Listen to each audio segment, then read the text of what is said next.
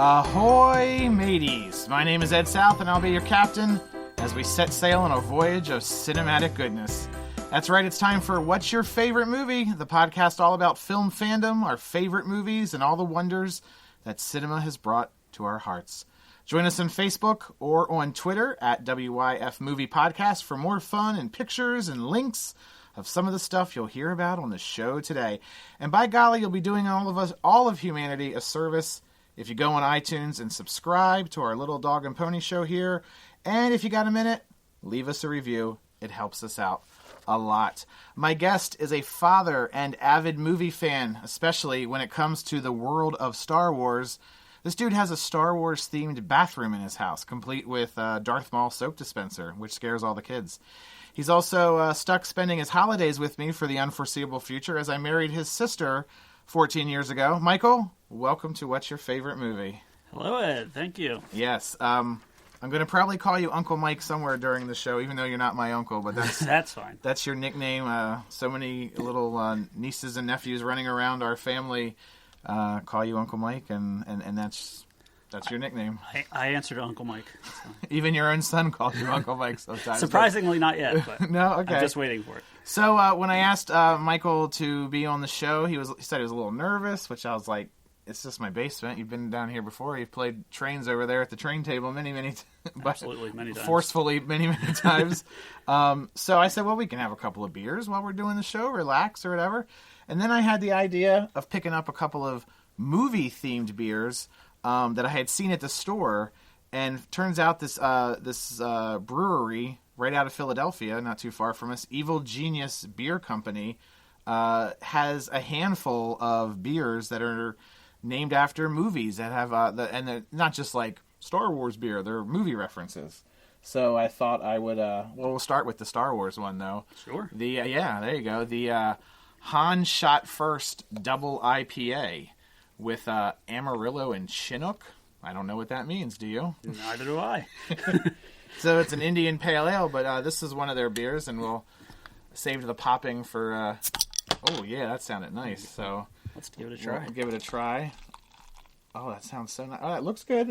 I like a lighter beer. You're more into the heavier beers, aren't you? Yeah, I like lagers and porters and things like that. But looks pretty good. So this is called the Han Shot First Double IPA from Evil Genius. That's not bad. It's a little darker than I would. A little it's heavier. Hoppy. Hoppy? Yeah, okay. It's hoppy. I don't understand any of that. I deal in movies and stuff. That's the Han Shot First. That's pretty nice. You can really taste that Chinook in it. Oh, yes, absolutely. Definitely lots of Chinook. Some of their other beers. What else was in there? Amarillo. Amarillo. Oh, yeah, that too. Or Armadillo, maybe. Some of their other beers are This One Time at Band Camp. It's a charming name. And also perhaps something to do with the bottle afterwards. Turtle Power. Nice. Now, some of these references I didn't get. I had to look up. Maybe you know them. Ma the Meatloaf. Do you know what that's from? Ma the Meatloaf. Ma the Meatloaf. Definitely sounds familiar. Wedding Crashers. Okay. I Love Lamp. Yes. From Anchorman. That's from Anchorman. That's right. A pineapple beer. Sounds pretty good. I guess they have a thing for Will Ferrell. Santa, I Know Him. That's their Christmas beer. Right. That makes and sense. Then they also have The Files Are in the Computer. That's from Zoolander, apparently. I did not know that. Only saw Zoolander once. Yeah. And then this other beer that we got, and they have like there's like one that was Simpsons named, and there was one that was from Family Guy.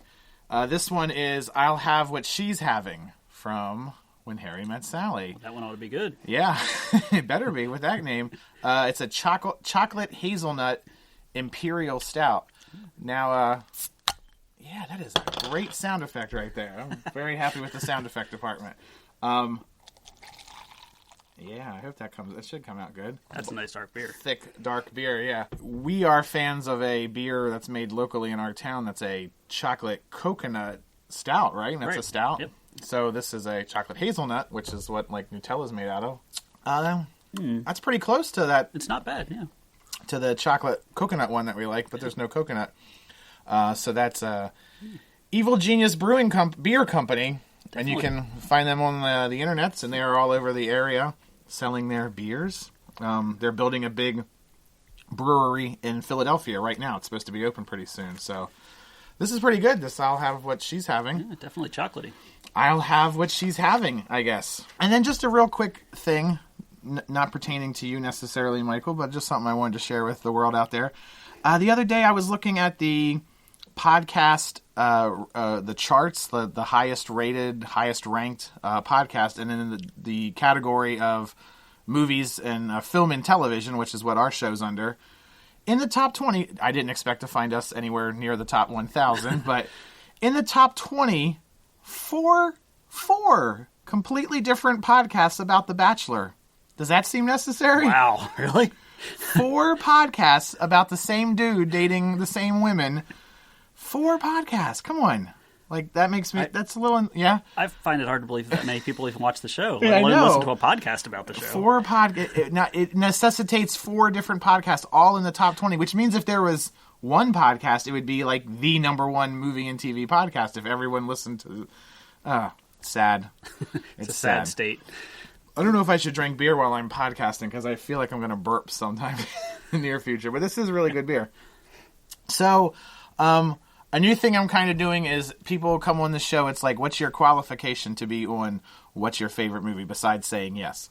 And we've mentioned your son on the show before, actually, when we were talking about baby names, but you have given your son a great double movie reference name, Lucas Harrison. Yes. Fantastic.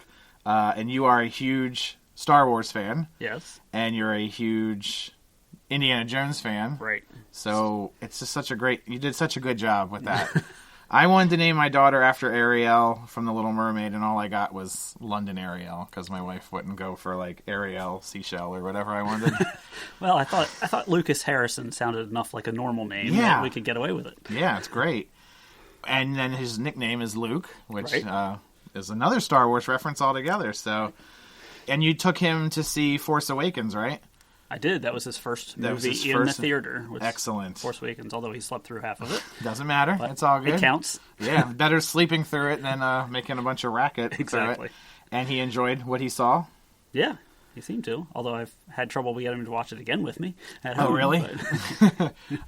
So that was kind of like just an awesome moment for you to be able to take your first child to his first movie and it be Star Wars. Absolutely, it was awesome. Do you remember what your first movie was in the theater? I don't specifically know, although I do have a specific memory of seeing The Empire Strikes Back. Nice. So 81, so yeah. Yeah, I would have been... A youngster. 4 years old. There you go. So that could be it. We didn't go to the movie. Well, there wasn't a whole lot of kids' movies back then. Just Disney movies and Star Wars movies and some other garbage animal movie that would come out every once in a while. So yeah, I imagine I saw some of those, but not that I remember. So we're going to get back to Star Wars in a little bit. But another thing I wanted to try out on the show is I kind of try to make the show a little timeless and not date it too much with references to what's going on around us. But I'm not sure why I do that, because no one really listens after a couple of weeks. And even still, it's a radio show. It's a podcast. It's a living, breathing organism. So I thought we'd give a shout out to Bill Paxton, who just died earlier this week from complications from surgery. He was 61. Great actor. In some of your favorite films or some of your not favorite films, Titanic. I think the only one that's technically on my list would be Aliens. Aliens, yes, which is that's the second one. Right. And he gets killed. Correct. He gets killed by an alien in it. Yes. And he gets killed by a predator in Predator 2. That's correct. Yeah. And what else did he get killed by? Well, does he die in Titanic? I believe he dies in Titanic, if I remember correctly. Never seen Titanic, so I know the boat sinks at the end. He does live through Twister, though. He did live through Twister, and he was in Apollo 13, which he lived through. I know that. Yes. Interesting side note, he played Fred Hayes, and I met the real Fred Hayes once in college and actually had dinner with him. Long story, I guess we could get into it, but why bother? I had dinner with him at the Double T Diner in Baltimore. But not Bill Paxton. Never had dinner with Bill Paxton. My favorite Bill Paxton thing is he did the pre-show for the Twister ride at Universal Studios. So he was very serious about the devastation of Twisters and then told you to stand clear of the automatic doors as they open in front of you. So, so yeah, he was in True Lies and Tombstone and Trespass, which is a really good movie. I haven't seen that in forever. You said, that's one I haven't seen in a long time. But did you watch that? You watched that a lot? I watched that multiple times as a teenager. Yeah, I don't think I've seen it since I saw it when it came out. And he played Chet in Weird Science. Classic. And wasn't he the poop monster eventually or something? Yes, at the end, I believe he was turned into a pile of poop. Yeah. As we say on the internet. And he did a 6-episode arc on S.H.I.E.L.D., which or Agents of S.H.I.E.L.D. recently. So, Bill Paxton, we will miss you. Rest in peace at age 61. Also in the news this week, the Oscars were earlier this week, and they awarded the Best Picture to the film Moonlight, which I haven't seen, and many people haven't seen probably, but you should see it because the Academy told you to go see it. Have you seen it? I have not. Have you ever heard of it? I have heard of it, just because of whatever the other award show was, the People's Choice Awards a couple of weeks ago. Casey Affleck won Best Actor for Manchester by the Sea. Emma Stone won for La La Land, which I did see, and I thought that was really good. I didn't watch the show. Did you watch? No. I didn't really have much of a horse in the race, as they say. The only one I was really following is the animated feature, which I always keep an eye on, and that went to Zootopia. I was kind of hoping Moana would win it, just because that's more the traditional Disney film, but Zootopia won. That's cool, because it's another Disney film. Did you see Zootopia? I have seen Zootopia. I enjoyed it. I have not seen Moana.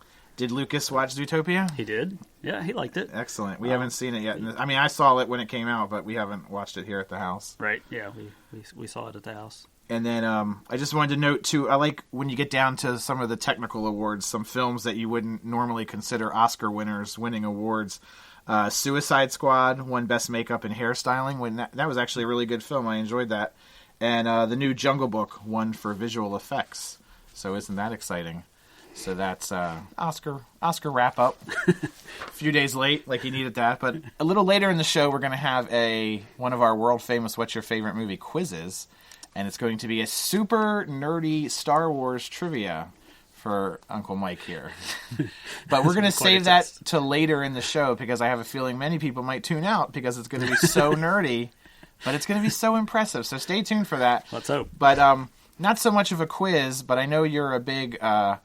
you're a car person. You know your cars. Yes. You're not a car person like you're in your driveway working under the hood of your car every weekend or something like that, but you know your cars. I do. You told me once that you can often identify a make and model of car just by its headlights in the rearview mirror, which I applaud. Which I applaud. It's a similar skill to when I'm watching a movie or TV show that takes place in a video store and the wall of videos is blurred in the back and I can still make out every single what those movies were from my years of working in video stores. So I thought I would pull up what some famous cars from movies and see if you know the make and model and maybe the year even. Oh, man. No wagering on this. This is just strictly exhibition quiz time. But some of these real popular, like the Smokey and the Bandit car. Smokey and the Bandit, 1977. Do you know what car that was? Smokey and the Bandit drove a Trans Am. Yes. I'm not sure what year it would be. I would guess whatever year it came out, I'm sure. You're right. 1977 Pontiac Firebird Trans Am. Yep. And then probably the second most famous car in movie land, Herbie the Love Bug from 1969. Yeah, well, that's the VW Beetle. Is a pearl white fabric sunroofed. Do you know the year? 1963 No. Volkswagen Racing Beetle. Almost bought one many years ago. Not a 63, but that looked just like Herbie, and my dream was to fix it up, which is ridiculous because I don't even know how to change the oil. So how would I paint a car and do all that? How about Bumblebee from the 2007 Transformers movie? It's a 2007 or 2008 Camaro. Yes. Starts off as a 77 Chevrolet Camaro, yes, that's true. And then he upgrades to the more modern edition of the Camaro. And, of course, in the old cartoon, he was a VW Bug. Right, he was a bug back in the And they changed it for the movie because he looked too much like Herbie that way. So that's kind of cool. How about from Wayne's World, the Mirthmobile? Do you know what that car is? That was a Mercure, right? A what? Wasn't it Mercure? I don't think so. What was it called? The Mirthmobile. They were listening to Bohemian Rhapsody. It's a 1976 AMC Pacer. Yes, AMC Pacer. Yes, which was on display at a theme park near here at King's Dominion when they had Wayne's World Land. Yeah. Right. How about Christine from 1983? Stephen King, right? Yes. Christine. That was a Stephen King movie. That was... I'm rooting for you to pull one of these obscure ones Yeah, out. yeah. I'm trying to remember. I read that book forever ago. So they probably... I believe it was the same car in described the book. it in the book, probably, in great detail. It's been so long since I've seen that. A Plymouth Fury. Yes. 1958 Plymouth Fury. Yes. How about the Bluesmobile from the Blues Brothers? Oh, what did they drive in the Blues Brothers? It was a cop car, I think. They had a Chevy Caprice, right? A Dodge Monaco. 74 okay. Dodge Monaco. All right, now here's two bonus ones for you. These aren't necessarily famous cars, but I put them in here. All right. Tony Stark's car in Iron Man. Right at the very end, he drives several different cars throughout the movies. My bad. But I think in the first one, if I remember correctly, he drives an Audi R8. Look at that! Yes! All right. Applause, please, audience. 2008 Audi RS8, same difference, whatever. How about in the Muppet movie, Fozzie Bear's car? It's actually his uncle's car. But do you know what he drove? Oh, in the old Muppet movie? Yeah, in the original 1979 Muppet movie. Oh, that's a tough one. Yeah. He even says, a bear in his natural habitat, a Studebaker. Studebaker. 1951 okay. Studebaker yep. Commander. Good job. No points. Yeah, I missed a few. Yeah, it's all good. That is movie cars, everybody. Movie cars. We're going to get to some of Mike's favorite movies in just a second, but before we do, let me remind you about our good friends at DexShirts.com, where they have a collection of unique and exclusive high-quality T-shirts. Michael, some of your favorite films are shirts that they produce. Star Wars, yes. Indiana Jones, Alien, Predator, Terminator, Jurassic Park. These are shirts you're not going to find anywhere else. You're not going to see them at the mall. You're not going to see kids wearing them at the bus stop. Well, maybe you will. I don't know. But DexShirts.com, they offer worldwide shipping. So go check them out, and you can use the promo code WYFMovie exclusively for listeners of this wonderful podcast, and you will get 20% off. If you type in Bachelor in the promo code, you're not going to get anything off. But WYFMovie, you will get 20% off at DexShirts.com. Everyone I know can go there to do all my birthday shopping. Yes, that's right. Everybody should, yes. So do that. Yeah, that's right. Okay, now I get what you're saying. Everybody who's friends with Mike who's listening tonight, go there. Maybe you can do a registry there. Wouldn't that be nice? And everybody can just I can pick out all my favorite shirts. In fact, you're wearing your Moss Isley's Cantina shirt tonight. Let's talk about some movies on your list. And I always ask people to give me 3 or 5 movies, and Michael, again, like the third or fourth person in the row to give me a list of 15 movies. But that's okay, because we can work with that. And some great, and these are like all classics that everyone's seen, that should have seen, including The Jerk, which I don't understand why The Jerk's not a more popular film, because everybody seems to be putting that on their list lately. Maybe we'll be responsible for bringing it back to... Maybe. I love The Jerk. I mean, it's one of those movies I could watch over and over again. You could even watch it like back to back and it wouldn't get old. It's such a great film. But let's start off a little higher on your list with Jaws, 1975, directed by Steven Spielberg. And the one thing that made me want to talk about this first was just that you and I both saw this recently on the big screen in a very big movie theater. We took all our nieces and nephews and whoever else and all the bunch of kids. There was like 5 kids with us, and we saw Jaws on the big screen. When did you first see Jaws? When did you first fall in love with Jaws? Probably... I don't know. I was probably around 10 years old or so. Oh, my goodness. Yeah. Scared the crap out of you? Yes. It definitely scared me. But, again, it's a movie I've gone back and watched. It's one of those that I'll watch over and over again. And seeing it on the big screen, that was the first time I'd ever seen it on the big screen. Yeah, me too. It still made me jump. Yes. Well, my favorite... Even knowing exactly where the scares were coming. My favorite moment going to see it was when Richard Dreyfuss's character, Hooper, goes down underwater and he's looking for a boat, or... Yes, they're looking for I can't remember the guy's name, but... They're looking for a boat. There was a fisherman that had gone out and hadn't come back. And then this dead body presses up against the window of the boat, accompanied by a very succinct John Williams like musical score. The entire audience of like 200 or 300 people who have probably all seen this movie several times, except for the kids, everybody jumped 100 feet into the air. Yes. And then we all laughed, just like everybody was laughing because we couldn't believe that this 40-year-old gag that we've seen 50 times got us. But that was pretty awesome. Like everybody was just scared the crap out of everybody, and then we were all laughing. Except I remember looking over at my younger son, who was like 9 at the time, and he was like scarred for life. He's like sitting there shaking, like, what did I just see? We don't watch those kind of movies usually around the house. And then I also remember when he says, we need a bigger boat near the end of the movie, the audience applauded. Yes. So that was pretty cool. Yeah. Have you seen the entire Jaws trilogy, quadrilogy? I know I've seen 2 and 3. Not sure I've ever seen the 4th one. The Revenge. Yeah. Although I probably have somewhere years ago. I probably watched it. Much like everybody else who saw it, in one ear and out the other. Or in one, in one side and out the other. Exactly. Very unforgettable film where the shark follows Lorraine Gary's character, Mrs. Brody, follows the airplane from where are they, like they're up in New England. New England, yeah. Yeah. Follows them all the way down to the Bahamas. Right, makes a lot of sense. And then starts killing them. Yeah, so that's good. Sure. And everyone knows the story about how this was the first big blockbuster film and made tons of money and changed the way movies were made for the summer. And, of course, I guess just a year later. What year is Star Wars? 77. 77. So 2 years later, even blew that out of the water with just the way people experienced movies. This is one of those... Jaws 3D is garbage. Yes. I love Jaws 3D. I like Jaws a lot. It's a very, very good movie. I would give it a 10 out of 10. But Jaws 3D is one of those movies that I saw like a million times when I was a kid. And it takes place in a theme park, so it's just all the more special. And I love that movie. And then there's the infamous Jaws 3D story. Yes. That's always told at family get-togethers, at dinners and parties. But you want to... So I went to see Jaws 3D, which, keep in mind, what year did that movie come out? Like 82, 83. I think. 82, 83. It had to have been 83, because I went to see Jaws 3D, so I would have been 6 years old. Yes. So I should not have been seeing Jaws 3D. Right.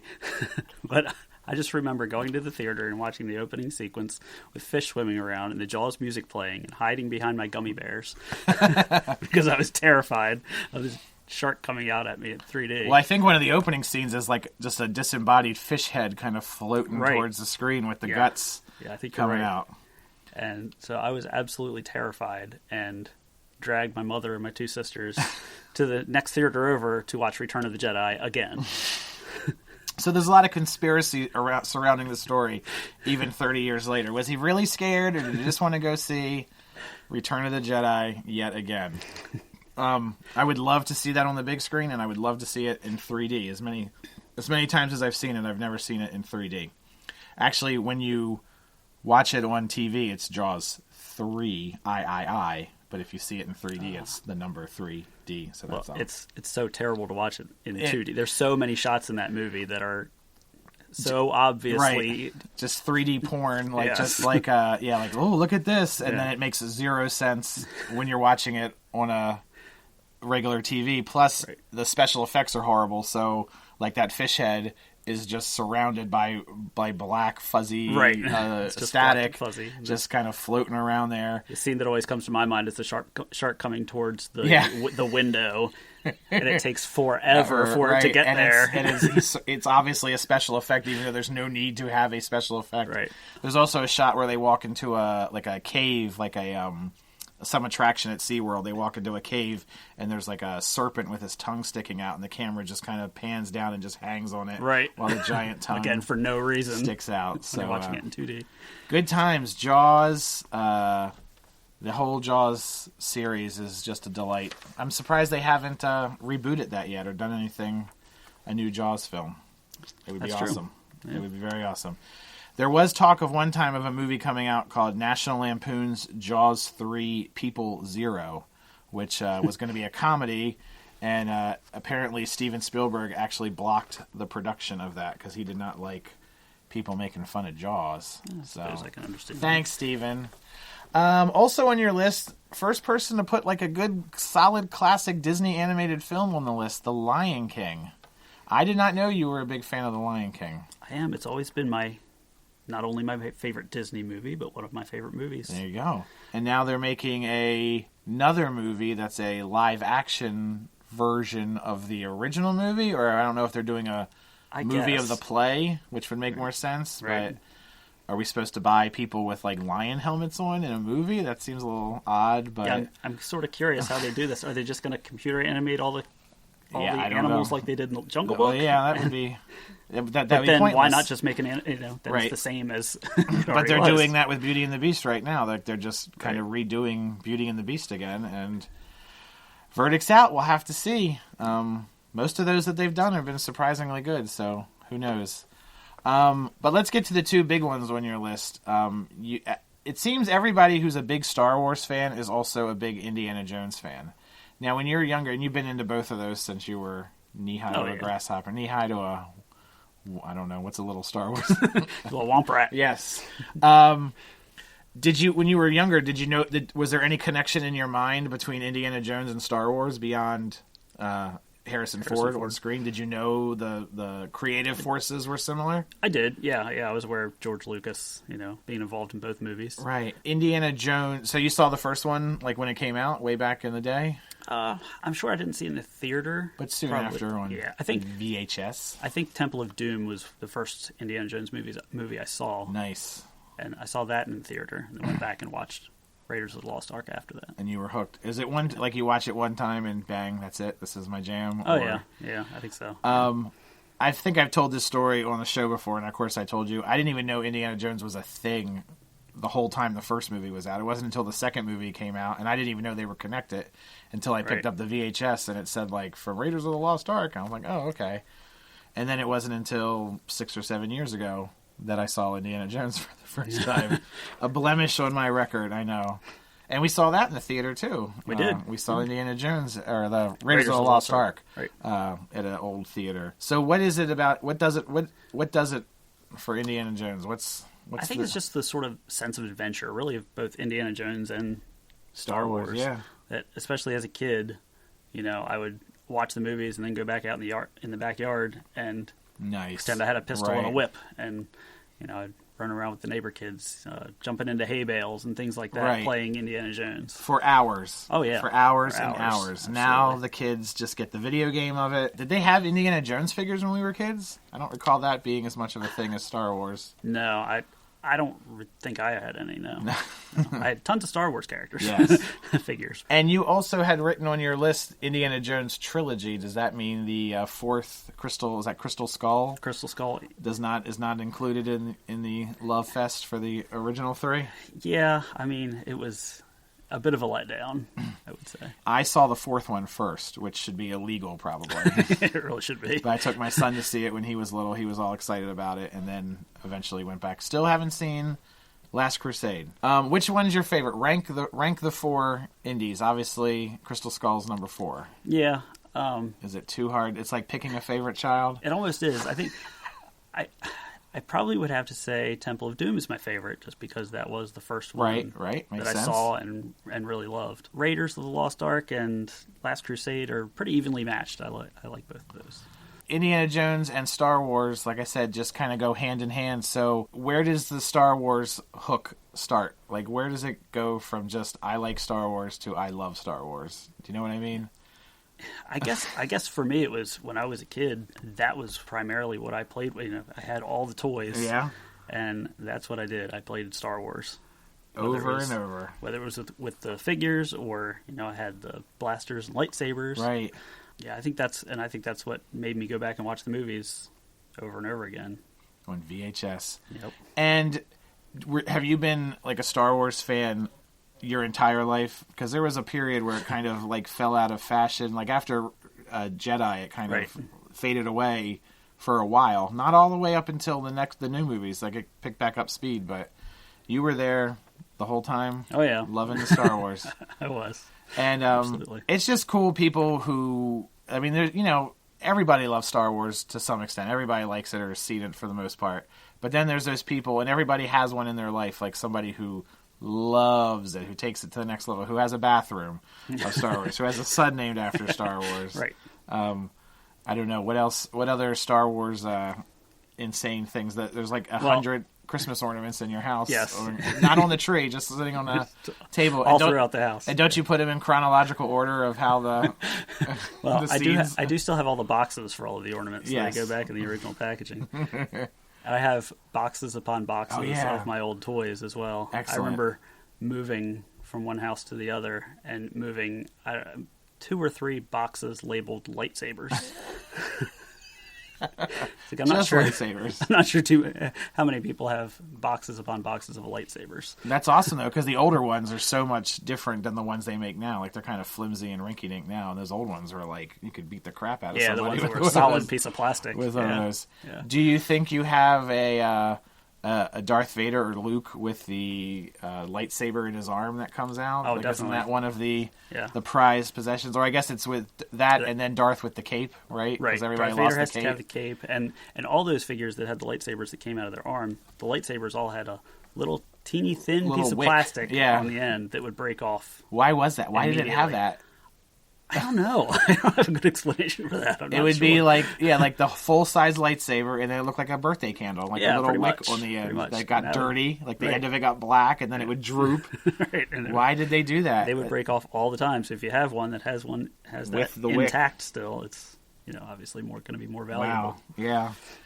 The other thing that's cool about Star Wars when we were little is that there were so many toys, and I think it was the first time that that toys were such a part of a movie, but they would show commercials and they would introduce all these characters. So for someone like me who wasn't a huge Star Wars fan, I knew Hammerhead and the Cloud Car and the names of the planets and everything, even though I'd only seen the movie a few times. But I feel like our generation has even a knowledge of Star Wars, even if you weren't a big into it, because you would see these commercials on TV nonstop for the land speeder, the Cloud Car. I had the Cloud Car and the land speeder, and so many good memories. What's cool about a lot of those old toys is that's where a lot of those characters in the movies never got a name or anything, and so that's where a lot of those names came from the toys, basically. That's awesome. Like Hammerhead. Where's Hammerhead's in the bar, right? In the cantina? Right. He's in one shot in the cantina. Didn't they do a whole cantina playset and stuff? And there was all the little aliens that are there. And so, what's your favorite Star Wars movie? Is there a favorite, or is that, again, like picking children? Well, I'd probably have to go with Empire Strikes Back. That's one of my favorite. I think we've had that as a controversial statement before. I think everybody kind of goes with Empire. I like Star Wars, and I won't call it A New Hope. It's Star Wars. Right. I like Star Wars the best, but Empire does it for you, number one.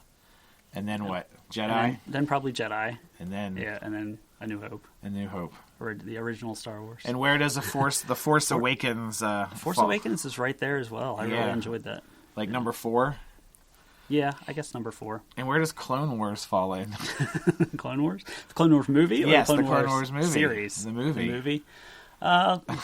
The movie was not as good as the series. No. I would say. Okay. Yeah, in my opinion. People probably don't even know that there was a theatrical release of Clone Wars. It didn't do that well. I thought it would be a huge hit. Well, I didn't see it in the theater, believe it or not. Yes, you did.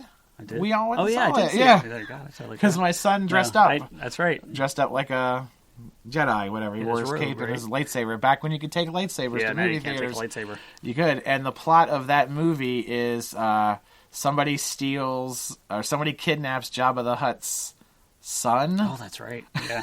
Stinky or something like that. I mean, it's a very serious film. It's not a comedy or anything. It's animated, but yeah, they steal Jabba the Hutt's son. I think his name was Stinky. And he spends most of the movie in a backpack on Ahsoka's back, which is where they introduced Ahsoka. What's her name? Ahsoka Tano? Yeah, Ahsoka Tano. And then when I was in Disney World once and saw the parade, the girl that plays Ahsoka. Ashley Eckstein. Yeah, right. She was in the parade and she had a little backpack with a little Stinky coming out of the back of the backpack. So that was good times. So are you ready for some super nerdy Star Wars trivia? All right, let's do it. Now, good friend of the show, producer Brian, who's been on before, and he, as you may remember from, I believe, episode 18 or 19, is a huge Star Wars fan. And the only person to ever beat me in Star Wars Trivial Pursuit. That's right. We had a Star Wars Trivial Pursuit competition many, many years ago. Like 15, 16, 20 years ago, whatever it was. Yeah. And we even opened a new pack of cards, right? There was a pack of cards that were still on the cellophane. So we had a ceremonial swearing in and opening of the cards so that nobody had a heads up. And he beat you by like one pie wedge or something. It was a race to the center of the board. I kind of remember what the question was. Wasn't it about someone's how many bars on someone's uniform? You don't remember? Yeah, I don't remember the winning question, no. But. So producer Brian, who lives in California, and you can do things like this in California, held his own Force Fest, his own Star Wars party, which if you do something like that out here in rural Pennsylvania, people will look at you very strangely. I wouldn't. I'd come to your Force Fest. But these questions are from his Force Fest, and they're super nerdy. You ready? So here is the super nerdy Star Wars trivia. Please play at home. Here we go. Number 1. What Tatooine critters did Luke like to bullseye with his T-16 Skyhopper? Already mentioned today. Womp Rats. There you go. That's right. What does Ben Kenobi refer to as a wretched hive of scum and villainy? Mos Eisley Spaceport. These are some lowball questions. I don't know about this. This character was originally credited as Lando's aide. Who is he? Lobot? Whoa! I have no idea what that even means. What is actually mined at Cloud City? Oh, it's a gas. I can't remember the name of the gas. Starts with a T. Is it Tyrillium gas? Tabana gas. Tabana gas, okay. In Star Wars, where is Luke supposed to take R2-D2 to have his memory erased? Anchorhead. Damn. All right. Every Star Wars movie opens with the phrase, "a long time ago in a galaxy far, far away." Where is the line break in that famous sentence? The line break.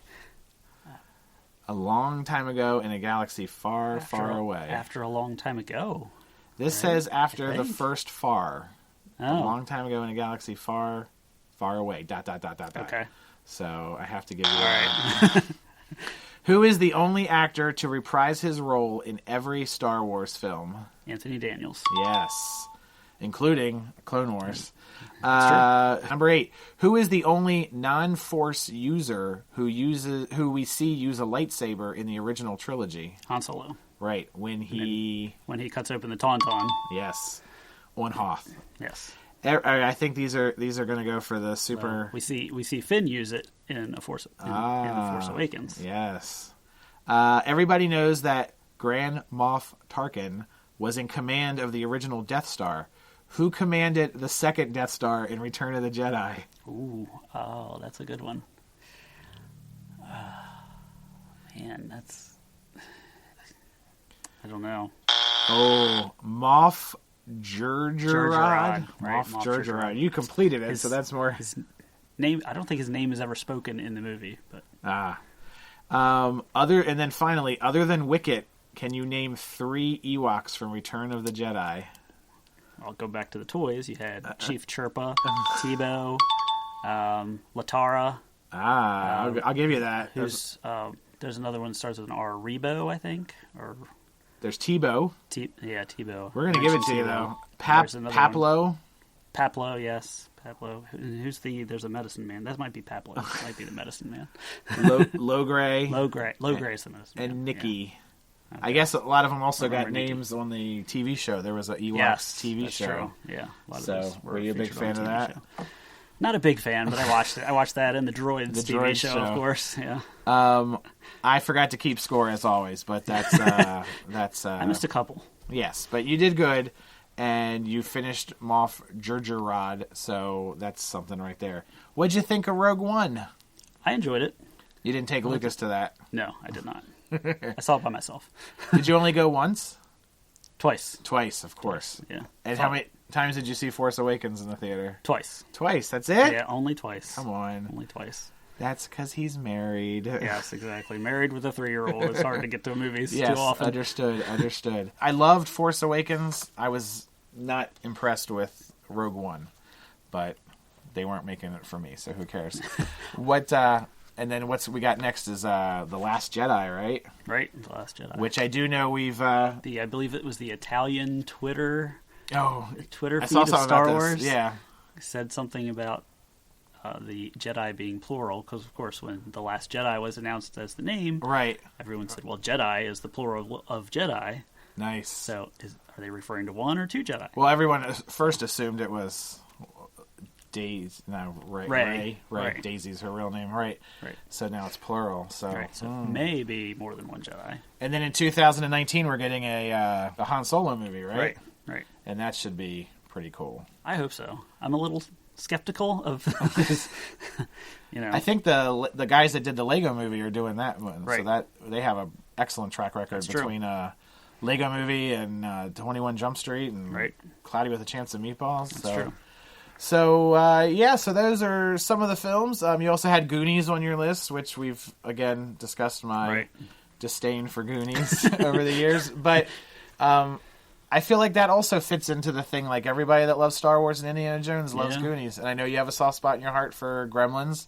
That's also in that pack. Gremlins, And Ghostbusters. Right. Back to the Future. Yep. It's like all like a package deal. Pretty much. Right there.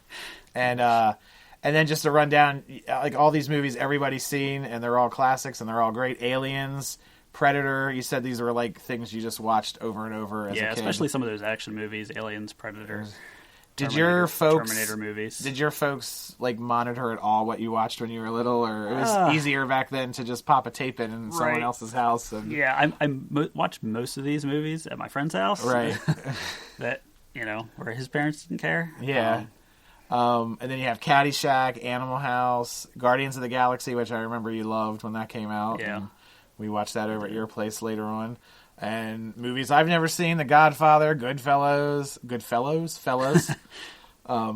Terminator, The Jerk, and Jurassic Park. I loved Jurassic World. I thought that was really good. Jurassic Park was really good. And I like Jurassic Park 3 a whole lot. I might like Jurassic Park 3 better than 1. Is that not allowed to be said? It's a little strange. But what was kind of cool about Jurassic Park 3, I thought, was they incorporated some elements from the original Jurassic Park book. Right. That they had left out of the movie. I was told that. I thought it was kind of neat to see some of those some of those elements from the original movie. And I think there's a 5th one of that coming out, too, isn't there? Probably is. I would imagine. I haven't heard that, honestly. But and a 6 and a 7 and an 8 and all that good stuff. I'm sure they will keep going until they stop making money. Now, you didn't drink a whole lot of beer while we were recording, so you must have been okay. Yeah, you were in a safe haven talking about movies and Star Wars and all that good stuff. We're going to wrap it up here, guys. Thanks for listening, and we need you to do us a favor. Share the show, for the love of Pete. Facebook, Twitter, Instagram, email, tell somebody in person, telegraph, get a carrier pigeon, whatever works for you. We need to break outside this little bubble of just like people that know me or my guests. So tell somebody who doesn't know me or Michael about this show. Tell like a Star Wars friend or something, and or just a movie-loving friend, and see if we can grow this show a little bit. Here's a rare thing I've never done before, a plug for the next episode. It's scheduled. It's not recorded yet, but we're going to do a Disney show next time. So March 15th, look for a show all about the wonderful films of Disney. And if you have any Disney questions, I would consider myself a Disney movie expert. Would you consider me a Disney movie expert? Absolutely. Just showed my kids the fine Disney film Gus from 1976 about a football-playing mule. So, if you have any questions or memories or stories or something about Disney that you want to share with us on the show, send it to us on Facebook or Twitter or Instagram. All those addresses, Twitter is at WYF Movie Podcast, and you can follow me at Ed South. And world's #1 unused email address, favemoviepodcast at yahoo.com. I'll be sure to send you an email. I appreciate it. Thank you. And Instagram, Facebook, all that good stuff is out there. So spread the word. Let us know if you want to hear anything or see anything or whatever. It's all good. Whatever. I'm just begging for some interaction. That's all it is, guys. And don't forget, for unique and exclusive T-shirts inspired by nostalgia, pop culture, and iconic movie themes, it's DexShirts.com. Use our exclusive promo code WYFMovie for 20% off your order. DEXShirts.com.